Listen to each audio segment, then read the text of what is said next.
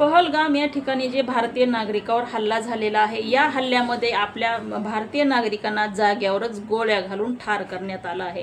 कित्येक परिवार आतापर्यंत बर्बाद झालेले आहेत आणि हा प्रकार दरवर्षी आपल्या भारतीय नागरिकांसोबतच घडत आहे. एवढंच नव्हे तर या नागरिकांना मारताना त्याची जात कुठली आणि तुझा मजहब कोणता ही गोष्ट विचारूनच त्या समोरच्या नागरिकांना या लोकांनी गोळी घातलेली आहे. भारताचे जे मुख्यमंत्री साहेब आहेत, पंतप्रधान साहेब आहेत, आत्तापर्यंत मूग गिळून का गप्प आहेत? ज्या लोकांनी या भारतीय नागरिकांना जाग्यावर संपवलं, अख्खं परिवार उद्ध्वस्त केलं, त्यांना तात्काळ कारवाई करा म्हणण्यापेक्षा त्या ज्या देशातून हे आहेत, हे जे आतंकवादी आहेत, घुसखोर आहेत, खरं तर पाकिस्तानी हे लोक आहेत, तर पाकिस्तानलाच आपण कायमचं उडवलं तर भारतीय नागरिकावर हल्लाही होणार नाही आणि विनाकारण दरवर्षी आपले नागरिक हे दगावले जाणार नाहीत. म्हणून माझी मुख्यमंत्री साहेबांना विनंती आहे, सत्ता तुमची आहे, पावर तुमची आहे, खुर्ची तुमची आहे,